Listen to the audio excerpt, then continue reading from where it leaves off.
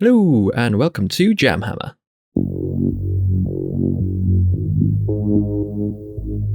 In this video, we're going to be taking a look at the basics for how to play the second edition of Warhammer 40k Kill Team. This is a great game that is very cost effective to get into, as you'll likely have everything you need to field a team with only the contents of a single box of infantry. You can get introductory sets for this gaming system though, that offer a good value starting point, as well as some more specialist squads with a few extra customization options than we usually get in a standard 40k box of minis. Throughout this video, for example, I'll be using the contents from this Kill Team Octarius box set, which provides all the terrain, miniatures, books, and accessories for playing the game, as well as rules and missions for the included kill teams and the Octarius campaign. As usual, there'll be timecodes in the description, so you can jump straight to a particular phase of the game if you wanted to refresh your memory.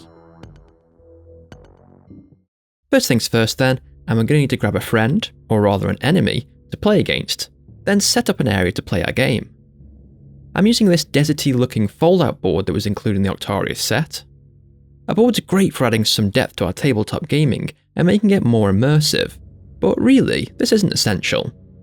The board measures 22 by 30 inches, so all we really need to play these games is an area this size, so a dining table, a section of your 40k table, or even just a cordoned off bit of flooring would suffice.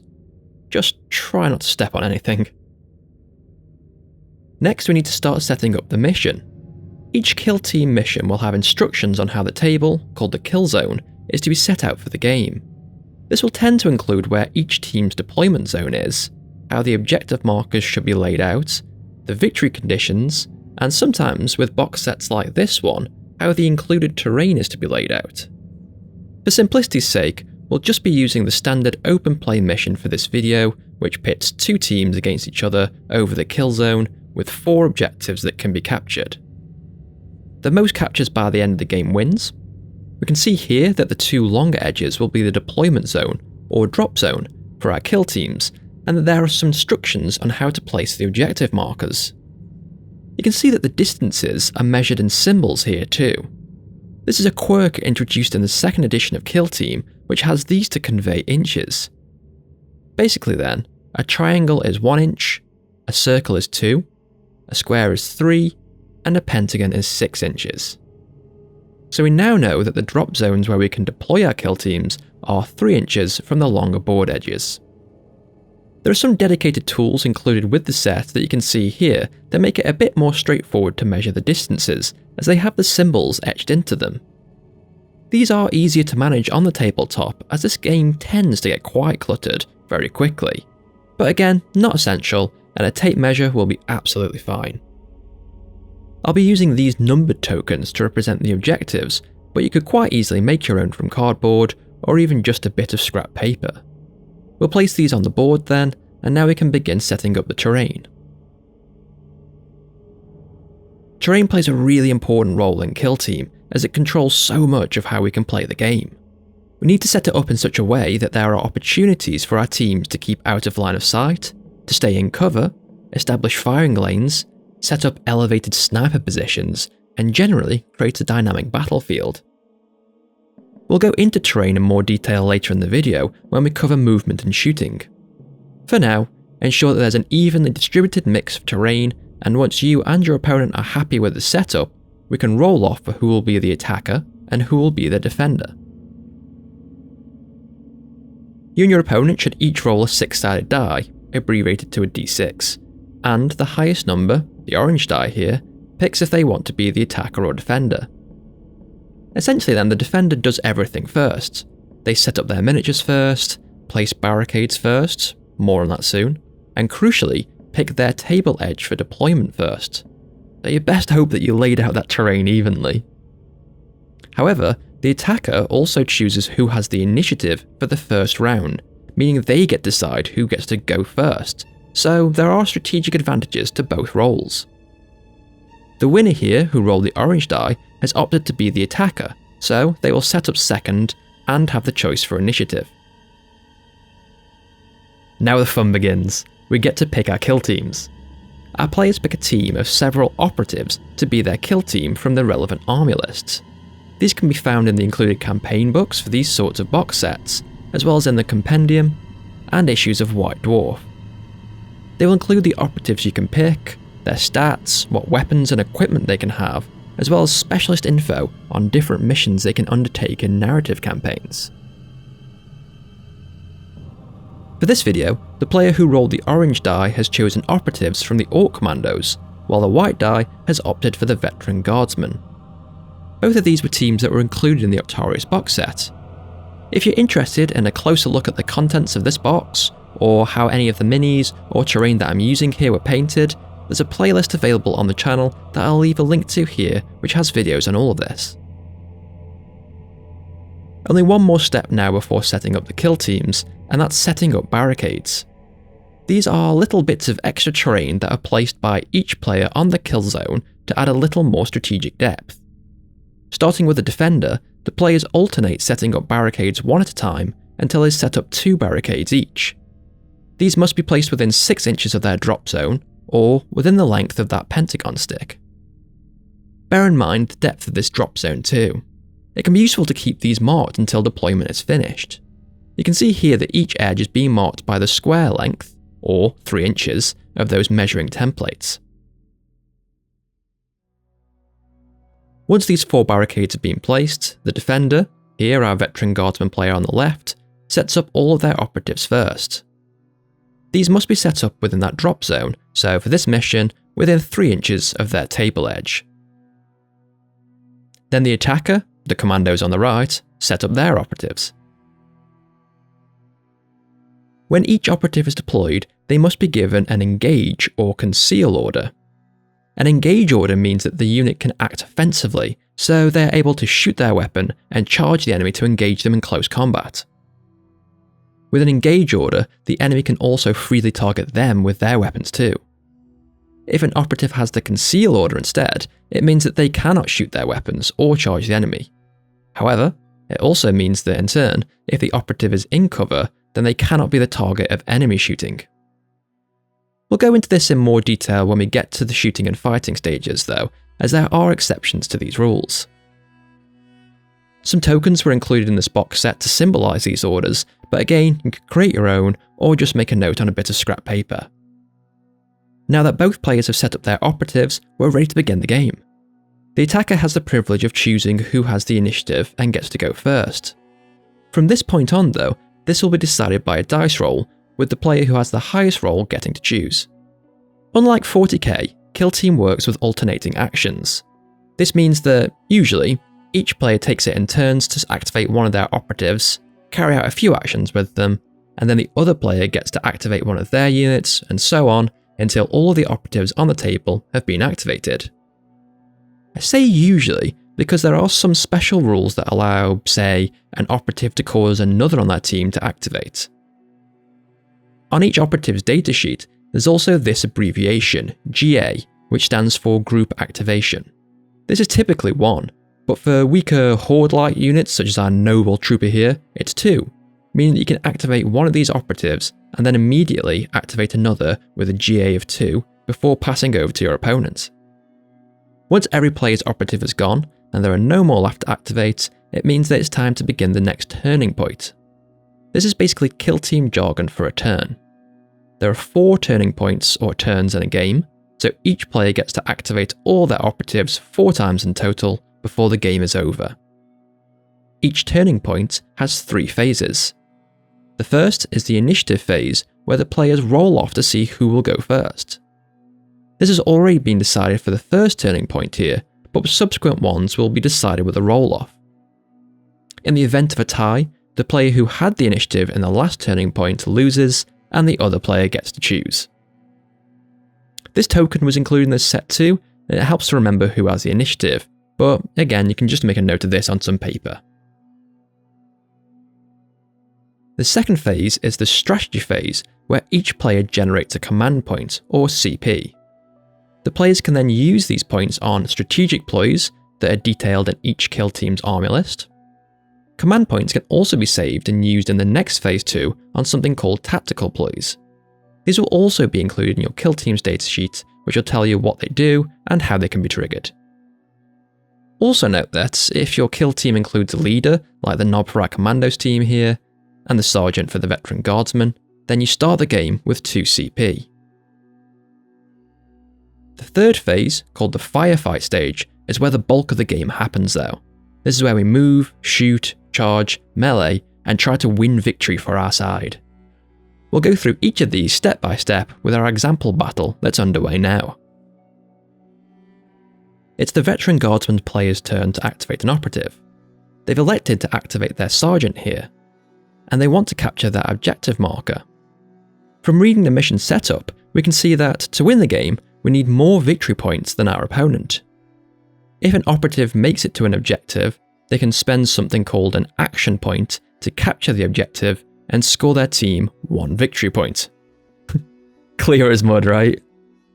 Turning to this unit's data card, we can see they have 2 APL or action point limits, which basically means that they can do 2 things like move, shoot, charge, or in this instance, capture that objective.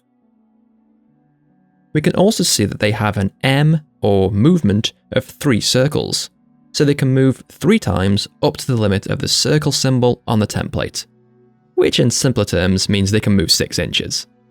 This is pretty standard. That objective they want to capture is only 4 inches away. Brill, they can move more than enough to get there. So they move 2 inches, or 1 circle, up to that barricade. Unfortunately, our unit can't just move through this terrain though, they have to go over it. This is one of the reasons that terrain plays such an important role in Kill Team. To traverse this piece of terrain will cost our operative 1 circle of their movement limit, or 2 inches. This also applies for scaling taller pieces too, where you need to deduct 2 inches and then also have enough movement left to get up onto that terrain.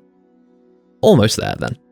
But luckily, their M is 3 circles, so they've got another 2 inches of movement, meaning they can comfortably sit on that objective.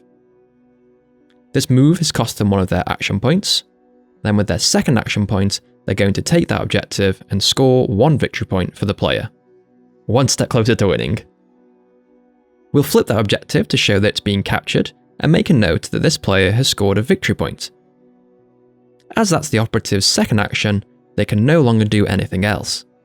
We can turn their order token over as a reminder that this operative has already been activated and that they cannot do anything further now until the next turning point. Now we go over to our Commandos player. And oh no, they have an Orc operative right there with a shooter ready to blast the exposed Sergeant. The Orc player activates this operative and, not surprisingly, decides to shoot the Sergeant. It's worth noting that in Kill Team, all weapons have unlimited range unless it states otherwise on the data card, as is often the case with, say, pistols and thrown weapons. Checking this, we can see that the Orc's Daka shooter has an A of 5, meaning that they get 5 attacks, or shots per shooting action. We can also see that they have a ballistic skill / weapon skill of 4+, so they require a 4, 5 or 6 on their dice to hit the enemy operative. Pretty shooty for an Orc. So they roll 5 dice and get a 2, 3, 4, 5 and 6. They discard the 2 and 3 as these shots miss their target, and they are left with 3 hits. Over to the other player now, and they get to see if their operative's armour can protect them from this incoming fire. The Veteran Sergeant has a defense of 3 and a save of 5+, so they get 3 defense dice and they need a 5 or above on these to survive. Unfortunately, only one of these is a success, so this can negate one of those dice, but the other 2 go through. One of the results from the Orc shooting was a 6. This makes it a critical hit. If we look at the datasheet again, there are 2 numbers for damage, 3/4. The first is the damage caused by a regular hit, and the second is the damage caused by a critical hit. In Kill Team, a dice roll of 1 is always a fail, and a 6 is always a critical success. Critical hits often do additional damage or have a special effect that will be detailed in the datasheet for the weapon being used. Critical hits can only be saved by a critical save, so our Veteran Guardsman player would have also needed a 6 here to protect their operative from this attack. Unfortunately, they didn't, and their poor Sergeant loses a total of 7 wounds. They only have 8 wounds in total, so their unit is barely clinging to life at this point. Once an operative loses more than half of their wounds, they become injured. When this happens, their ballistic skill and weapon skill is reduced by 1, and their movement goes down by a circle. So our sergeant now needs 5+ to hit with their pistol, 4+ to hit with their sword, and they can only move a maximum of 4 inches with a regular move action. We can pop a token next to the mini here as a reminder that they are wounded. The Orc Commando now has another action still remaining. However, it's important to note that they cannot perform the same action twice, so they can't shoot again. Some special rules and abilities contradict this, but in general, operatives can't do the same thing twice, so you can't stay still and shoot twice with your 2 action points. Let's take a look now at how charging and fighting work in Kill Team. We'll use our Confidant Veteran and Commando Burner Boy as an example. So, it's the Veteran Guardsman player's turn, and they want to bring the pain and engage in close combat against an Orc for some reason. But their operative has a chainsword, and they feel like putting it to good use. They have an engage order, so they're able to act aggressively like this, and they decide to spend one of their action points on charging the enemy. This is the only way that an operative can move within 1 inch, known as engagement range, of an enemy operative. Once they are within engagement range, neither operative can shoot or move unless it's to fall back, as we'll look at later. A charge move is their usual movement plus circle, so a flat 8 inches, unlike 40k where we would roll for the charge distance. The Commando is only about 5 inches away, so they can make this easily. We should also note that an operative cannot move and then charge, as it's too much strain on their little plastic legs. With their second action point, they're gonna fight. This operative has 4 attacks with their chainsword, hitting on a 4-up, so they would roll these dice. However, fighting works a bit different than shooting. The opponent rolls and acts concurrently. The Commando has 3 attacks with their fists, but hitting on 3s, and they roll these at the same time. So the Veteran has a miss, 2 hits, and a crit, while the Commando has rolled a miss and 2 hits. As the Veteran is the one who declared the fight, they get to go first, and they can either strike their opponent or parry one of their attacks. So the Veteran decides to parry, meaning that one of their successes is used to negate one of their enemy's successful hits. Now it's the Commando's turn to act, and they go straight for the kill, using their successful roll to wound the Veteran and cause them 3 damage. The Veteran goes now, and with no more attacks coming in, uses their crit and hit to wound the Commando for 7 damage, causing them to drop below half health and become injured. Now it's the Commando player's turn, and they activate the Burner Boy and declare another fight. Each player rolls again, with the Veteran scoring just 1 hit and 1 crit, whilst the Commando has 2 hits and a crit. But oh no, they're injured, so their weapon skill is reduced by 1, so they need 4s to hit now. Desperate to survive, the Burner Boy uses their critical roll to negate the critical roll from the Veteran, but it's not enough, and the Veteran still scores a hit, causing 3 more wounds and finishing that Commando off with a devastating blow from their chainsword. The Commando is reduced to 0 wounds, so is now removed from the tabletop as a casualty. Let's take a look at what else we can do with our action points next. It's the Veteran Guardsman's player's turn to activate an operative, and they've got their greedy eyes fixed on acquiring another objective for a sweet second victory point. Measuring the distance, they're about 8 inches away, but they'll be damned if that Orc boy lurking in the shadows will beat them to it. So they move. It takes them 1 circle to clear that barricade, then the other 2 gets them most of the way, but they're not quite there.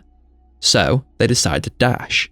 A dash is another form of movement that allows an operative to move up to 3 inches, even if they have already moved this turn, but not if they performed a charge action. This will allow a Veteran here to move up to the square symbol on the template, comfortably putting them in range of that objective marker. But that costs them their second action point, meaning that their activation is over before they could secure that point. Over to the Commando player now, and lo and behold, they've activated that boy up there who wants that point too. They use their action point to charge and fight, as we saw in the previous round. Luckily, the Guardsman survived, but they don't like their chances, so they're out of there. During the next turning point, it's time to activate that veteran again. Instead of fighting, they're going to fall back. This will cost them 2 action points, so it's all they'll be able to do this turn. This follows the same rules as a normal move, but it allows our operative to leave engagement range and free that boy up for a comrade to hopefully gun them down before they seize that objective. We'll do a quick overview of a few more rules concerning shooting then. Before their mad dash to try and get that objective, our foolhardy plasma gunner here was in cover behind that barricade. Significantly, they had a conceal order while in this cover. This means that they are not a viable target for shooting, as the operative is sort of ducked into cover behind that barricade. So our commando rocket boy here was trying to draw a bead on them, and although they can draw a line of sight to the plasma gunner, they can't target them due to that conceal order. However, lurking up on one of the parapets here, we have a commando sniper boy. They are in a prime spot as they are said to be in a vantage point. This means that they are elevated by at least circle or 2 inches above their target. As such, although our plasma gunner is cowering like a hero behind their barricade with a conceal order, they count as having an engage order for the purposes of the sniper boy shooting, and they're about to be in a world of hurt. I mentioned the line of sight there.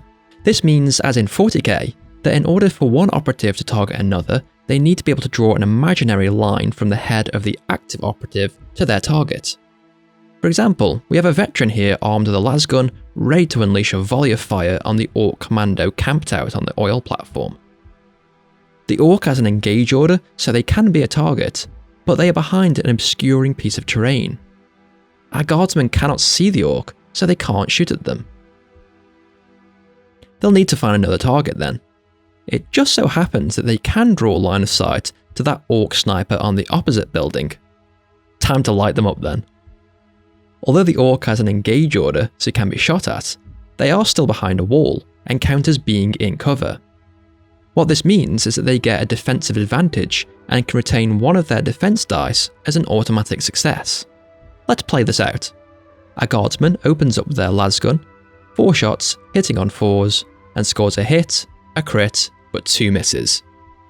Now our commando gets their 3 defense dice, but they are in cover, so one of their rolls is already a success, meaning we can negate that regular shot straight away.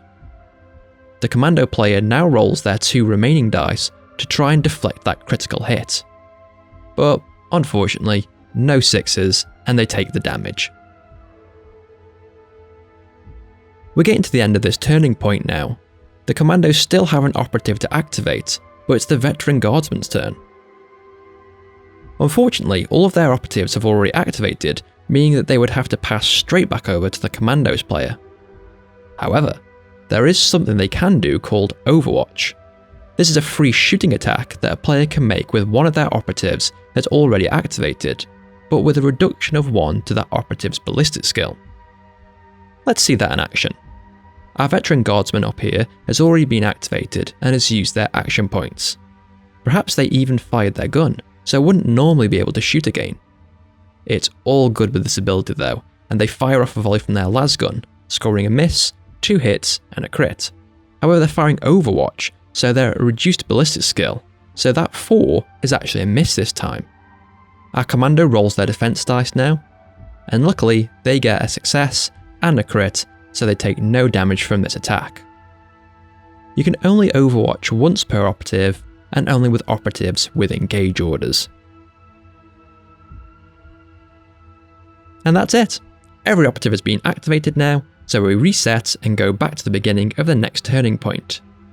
We can turn all the tokens back over to keep track of what is left to be activated again in the next turning point. Into the first phase, we roll for initiative again, with the winner deciding who goes first this round. Then the second phase, the strategy phase, each player gets another command point that they can use here on any strategic ploys for their army, or they can use on tactical ploys later. Then into the third phase, the firefight phase, to wrestle control of those objectives. Once we've played 4 turning points, it's game over, and whoever has the most victory points at the end wins. Thank you so much for watching this video. I hope that you enjoyed it. If you did, please consider liking it, subscribing to the channel, and clicking the bell to be notified of new videos being released. There's a lot to take in here, but once you've played a game or two, you'll find that it runs very smoothly, and quickly, with the alternating action meaning that there's no long sections where only one player is doing anything. This is a really fun game to play, and if you've already seasoned 40k veteran, you've probably got everything you need to begin playing this right now with just a couple of units of infantry and some terrain pieces. There's also way more to this game than was covered in this video. We were just running through all the basics necessary for an open play game, but there's match games, equipment, scouting, bases, spec ops, tac ops, and plenty more besides. There'll be more videos about Warhammer 40k Kill Team being released in the future, so please do keep an eye out for more content coming soon to JamHammer. In the meantime, there are plenty of other videos available on the channel, including a few that are on screen now for you to click on. Thanks again for watching.